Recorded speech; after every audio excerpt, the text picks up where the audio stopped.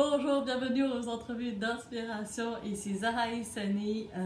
Je suis aujourd'hui avec Sujata Bladamoudi. Oui, la fun est déjà commencée ici parce que mon nom est assez compliqué à dire. Ouais. Hein?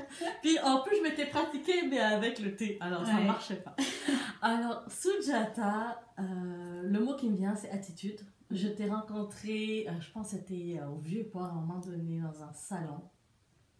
Salon Centre Laval, voilà, quelque chose. Et tu étais au début, tu avais ton agenda, attitude orange.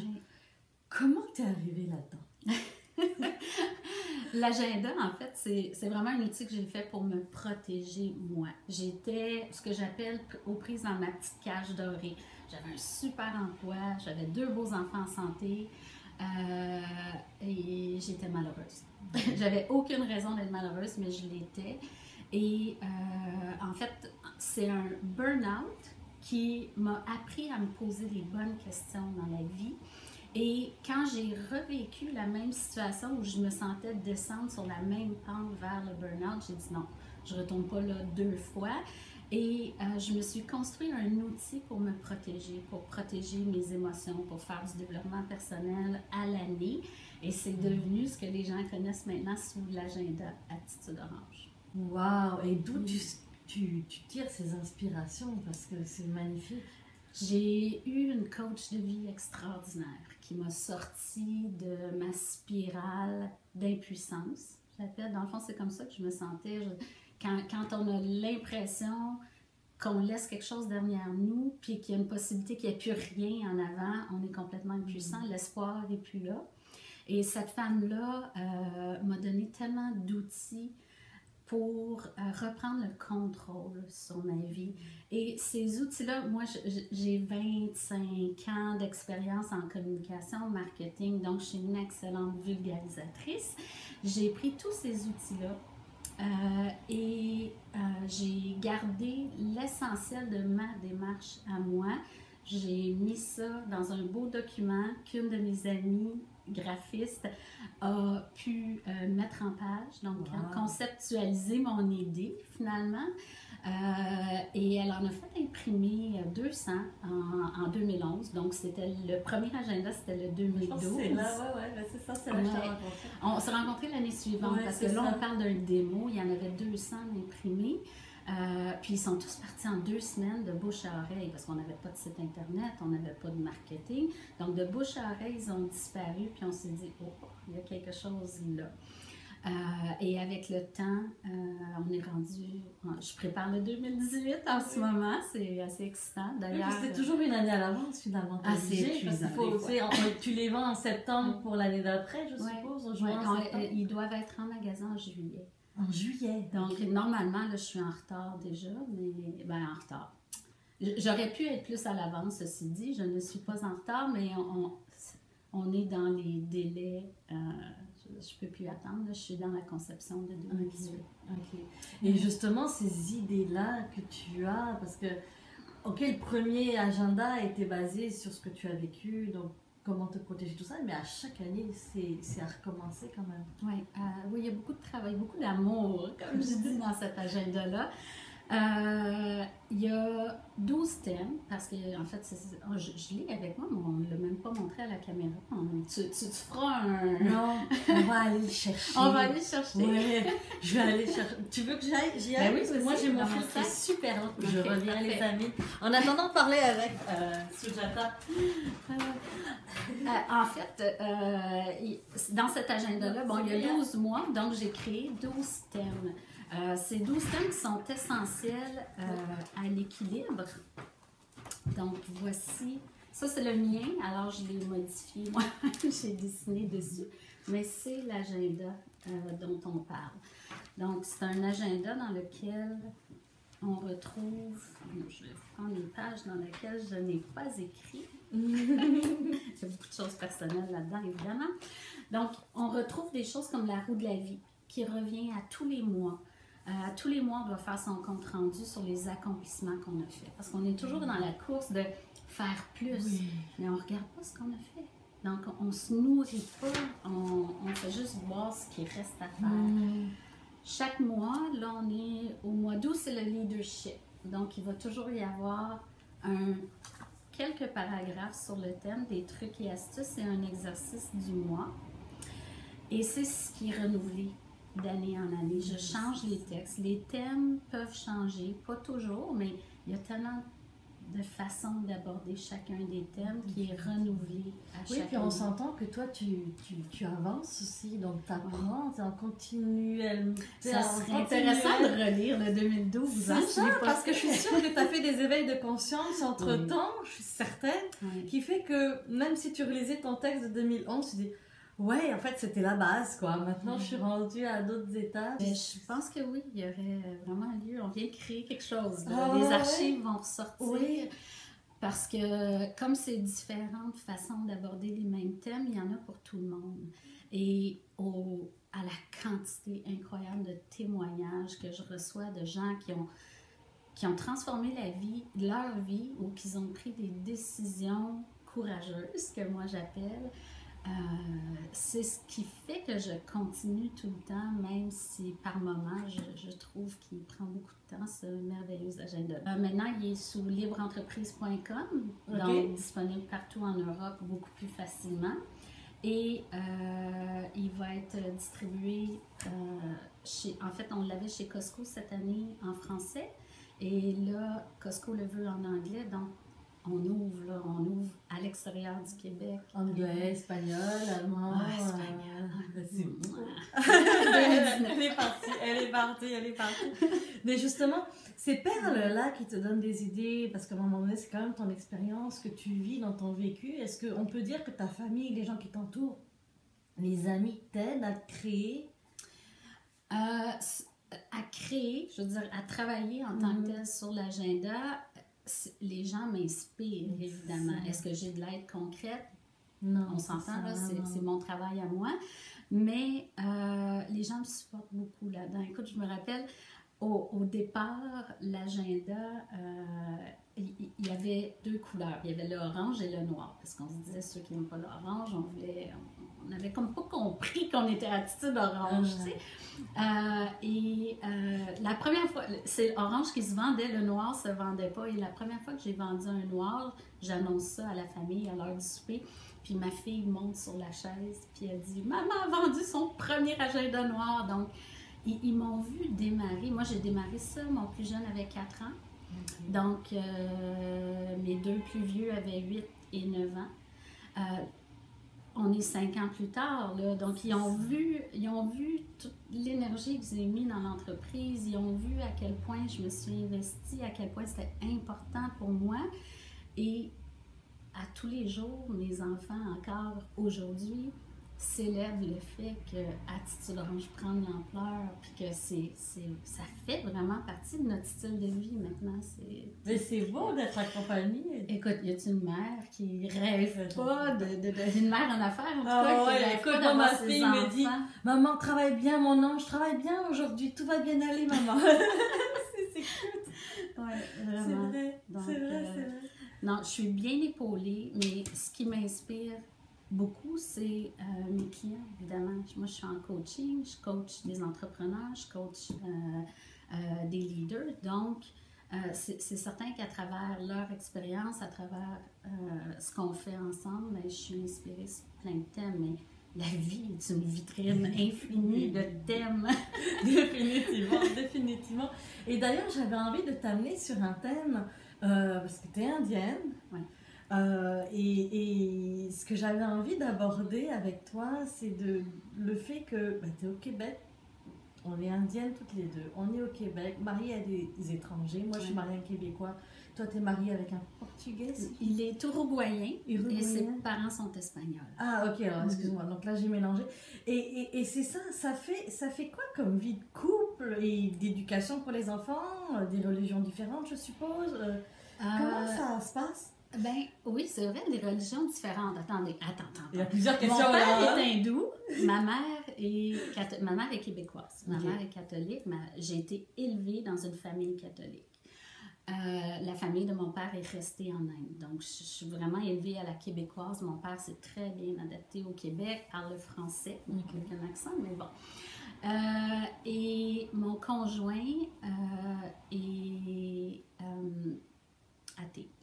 Donc, ça fait un mélange où on peut parler de religion, mais pas tant que ça chez nous, parce qu'il y a différentes réactions au sujet.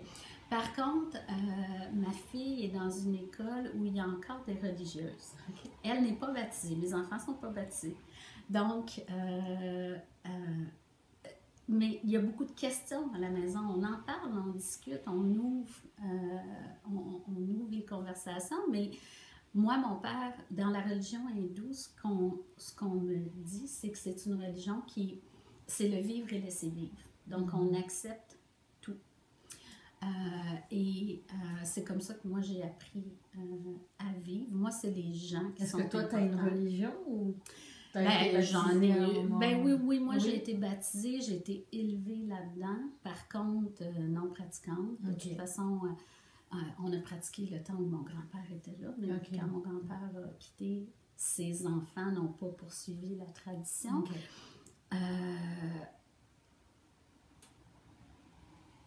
Je dis que moi j'ai ma propre religion et c'est pas mal ça. C'est soit la meilleure personne que tu es capable d'être, quand ça va moins bien, questionne pourquoi ça va moins bien et transforme. Donc, dans le fond, ma religion, à moi, c'est une soif d'apprendre, beaucoup plus qu'autre chose. Finalement, c'est ça, puis la recherche de la spiritualité. Enfin, moi, je fais toujours une différence entre spiritualité et religion. Oui, moi aussi. Il y a beaucoup de matériel et puis il faut. Puis moi, je vois ça comme une entreprise un peu la religion. Hein, puis c'est beau ce que tu dis. Et justement, les échanges, quand tu arrives dans l'éducation, par contre, avec les enfants, où là, tu as deux cultures quand même. Ben, en fait, lui, il en a deux, puis toi, tu en as aussi deux. Puis vous avez presque 4 cultures différentes qui éduquent. Est-ce que vous arrivez à trouver un terrain d'entente? Comment ça se passe dans le quotidien? Chez nous, en tout cas, c'est vraiment pas compliqué. On a une valeur en commune. En fait, on a quelques valeurs en commune, pardon.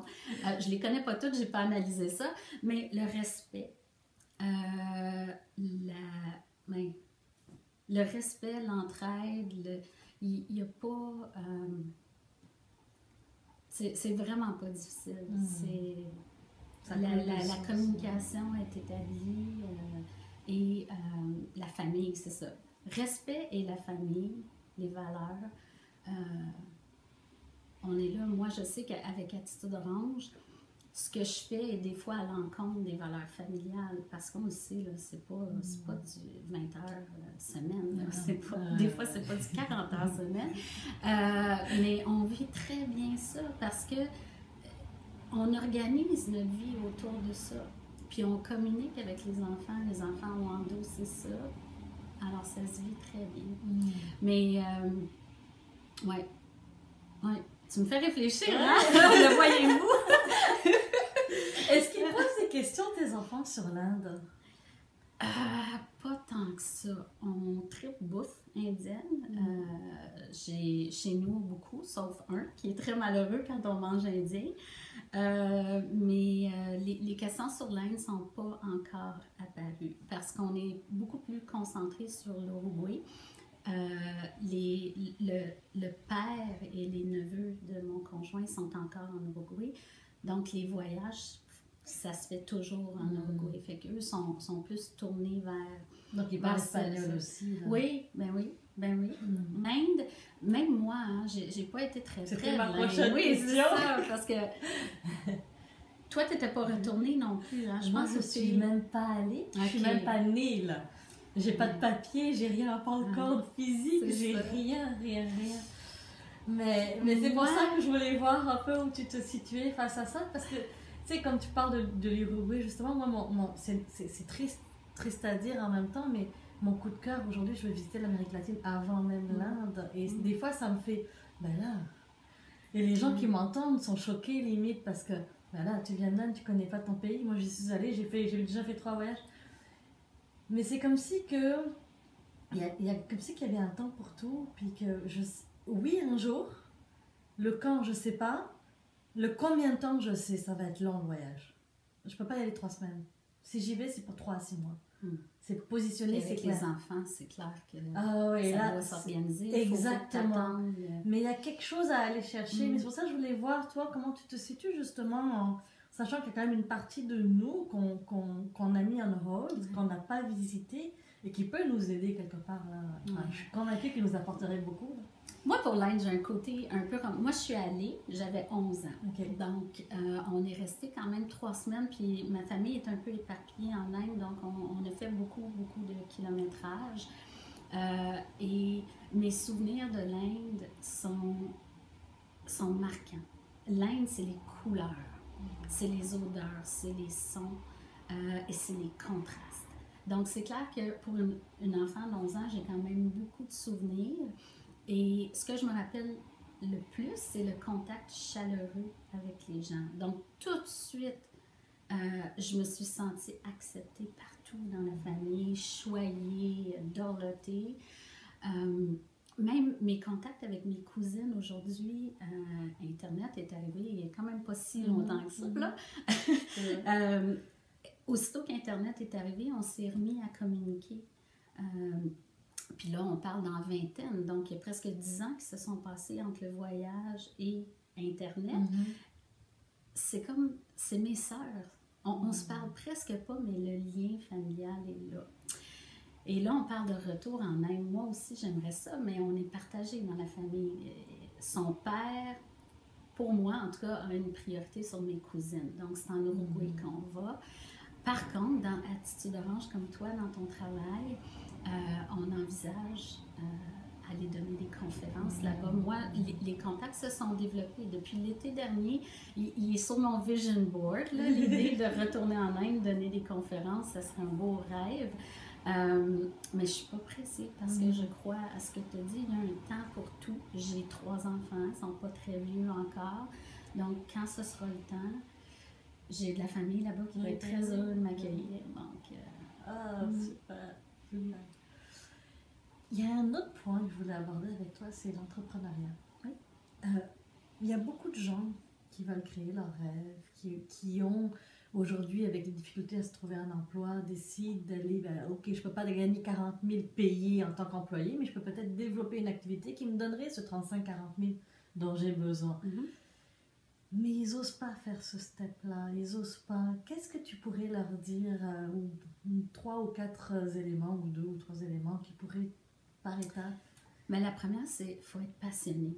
On ne peut pas faire une transition, démarrer une entreprise, ça prend de l'énergie, ça prend pas juste de l'énergie physique, ça prend beaucoup d'énergie physique, mais ça prend une énergie porteuse aussi. Donc, si on n'y croit pas assez, on ne passera pas au travers. Moi, Attitude Orange, ce n'est pas un succès instantané. L'idée a été un succès instantané, mais la commercialisation de ça, c'est seulement que cette année que j'ai l'impression que ça commence à être plus facile. Donc, ça a demandé beaucoup de persévérance. Alors, il faut vraiment avoir un objectif qui n'est pas toujours clair, là, je pense, mais on sait qu'on s'en va vers une direction, une émotion, une direction, quelque chose qu'on veut apporter. Est-ce que tu peux dire que finalement c'est ta passion que tu as dans ta tête qui te fait vibrer, que tu matérialises avec un produit ou un projet finalement? Oui, mais oui. Moi, j'étais pas bien. J'étais directrice des communications dans des grandes entreprises ici et j'étais pas heureuse. Mais c'est pas tout à fait vrai de dire que j'étais 100% malheureuse parce que moi, j'ai découvert à un certain moment donné que la chose la plus importante dans ma vie, c'est de créer. Donc, en étant en communication marketing, on fait que ça, créer. Donc, les phases où j'étais en idéation, en création, j'étais heureuse. Après ça, c'est l'opérationnalisation. C'est tout ça qui devenait plus difficile, le contexte. Moi, je suis une entrepreneur dans l'âme. Je l'ai toujours su, mais je ne venais pas d'une famille d'entrepreneurs. Donc, je ne connaissais pas ce monde-là et il me faisait peur parce qu'il faut subvenir à ses propres besoins. Donc, dans l'entreprise, ce qui, moi, probablement m'a aidée à être très persévérante, c'est ce besoin-là de créer tout le temps. Il était nourri, il est toujours nourri dans mon entreprise. Finalement, ce que j'entends, et ça c'est beaucoup d'entrepreneurs, c'est comme si qu'une fois que l'idée a été mise en place, que tout est mis en place et tout ça, l'opérationnalisation, on a moins le goût de s'en occuper. Mon père est pareil, enfin lui, ça fait longtemps qu'il est dans le domaine. Il part l'idée, tac, tac, tac, tac, tac. Ouais. Bon, prenez-le, qu'est-ce que je peux faire d'autre? Mais il y a différents types de personnalités. Hein? On a nos cadrans, c'est nos ça, quatre types de exactement. personnalités. En tant qu'entrepreneur, on est des créateurs, on est des idéateurs, on est des transformeurs de réalité. Et après ça, il y a d'autres gens qui sont plus confortables, tu sais, qui sont analytiques. Moi, c'est sûr, j'analyse jusqu'à un certain point, mais pas trop. Oui, effectivement. Ouais. Donc, moi, je complète mon équipe comme ça. J'ai été toute seule longtemps, mais je le suis de moins en moins. Et je fais très attention au profil des gens qui m'entourent parce que je ne veux pas deux personnes comme moi, on va être trop mélangés. Ça me prend des gens qui sont structurés, ça me prend des gens qui... Tu sais, je vais chercher des compétences que moi, je suis moins forte. Oui, effectivement. Ouais. Mais oui, les entrepreneurs, on a beaucoup de leadership, beaucoup de... Oui, puis on peut se perdre des fois aussi là, dans les projets. Ah, il y en a trop. Il faut apprendre à dire non. C'est ça. Ça a été certainement ton problème. En tout cas, ça a été mon problème. Jusqu'à temps qu'une amie me dise « T'es fatiguée, hein? Tu sais pourquoi? » Ah ben, parce que t'en as trop. Oui, faites attention, c'est s'épuise, effectivement. Mais en fait, même la maman à la maison, hein, oui. ça c'est pas juste l'entrepreneur, la maman à la maison. On est dans je pense qu'on est dans une société aussi qui demande tellement la performance que même l'employé aujourd'hui a des to-do list tellement énormes que on s'en sort pas. Oui. Moi, je disais, il n'y a pas des to-do list, il y a des listes d'irritants puis des listes de choses que vous voulez faire. Vous voulez vraiment faire, puis faites le ménage entre les deux. Exactement, définitivement. Merci, Sujata. Merci tellement plaisir. Je suis contente de t'avoir reçu. Les amis, je vais mettre le lien de Sujata juste en bas de la vidéo. Et puis, n'hésitez pas à lui poser des questions. Allez la voir sur sa page Facebook. Elle va certainement y répondre. Oui, certainement. Allez, ciao! À bientôt!